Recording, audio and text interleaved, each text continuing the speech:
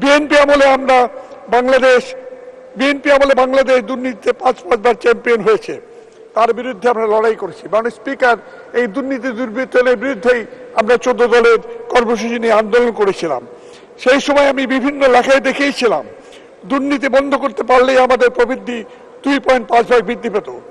কিন্তু বিএনপি আমলের দুর্নীতির সূচকের থেকে, শীর্ষস্থান থেকে, সেই কলঙ্ক থেকে আমরা মুক্তি পেয়েছি ঠিকই, কিন্তু এখনো আমরা সেই সূচকে শীর্ষ 10-এর মধ্যে রয়েছি। বরং রাষ্ট্রীয় ক্ষমতার অপব্যবহার করে দুর্নীতি সম্পত্তি যে চিত্র বেরিয়ে আসছে, তা দেশের ভাবমূর্তি কেবল নয়, সরকারি বিভিন্ন প্রতিষ্ঠান সম্পর্কে জনমনে অনাস্থা সৃষ্টি করছে।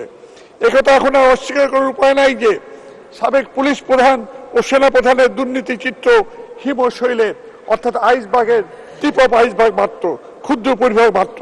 এখনো বিশেষ ব্যবস্থা গ্রহণ করে দুর্নীতির বিস্তার রোধ করা না গেলে হিমশৈলের ধাক্কায় দেশের উন্নয়ন অগ্রগতির সলিল সমাধি হবে।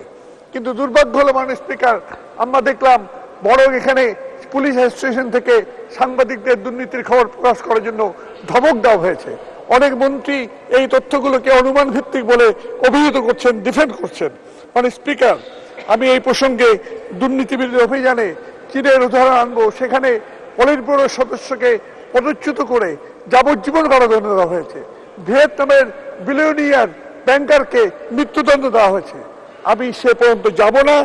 আমি কেবল বলবো, দুর্নীতির এই মহোৎসব বন্ধ করতে এখনই বিশেষ কমিশন গঠন করে দুর্নীতিবাজদের বিরুদ্ধে বিচার করা হোক, তাদের অর্থ সম্পদ বাজেয়াপ্ত করা হোক এবং কঠিনতম শাস্তি দেওয়া হোক। ঋণ খেলাপি অর্থ আত্মসাৎকারীর জন্য ট্রাইব্যুনাল গঠন করা হোক। মাননীয় স্পিকার, আমি জানি উন্নয়নের বেদনা আছে, কিন্তু সেই বেদনা যদি চোখের সামনে দেশের সম্পদ লুট করা হয় তখন সেটা গ্রহণ করা যায় না। ওই লুটে তাকে সাদা করতে অর্ধেক কর দিয়ে, সদুপায়ে অর্জিত অর্থের চেয়ে অর্ধেক কর দিয়ে সাদা করার প্রস্তাব করা হয়, সেটা সততার জন্য তিরস্কার এবং অসততার জন্য পুরস্কারের সামিল হয়ে দাঁড়ায়। 2 মিনিট মাননীয় সদস্য। ধন্যবাদ। মাননীয় স্পিকার, এই পক্ষে যে সকল যুক্তি দেওয়া হয়েছে তা কেবল অসারই নয়, এই প্রসঙ্গে সরকারের অতীত অবস্থানের বিপরীত। খালেদা জিয়ার জন্য যেটা অনৈতিক, বর্তমানেও সেটা অনৈতিক।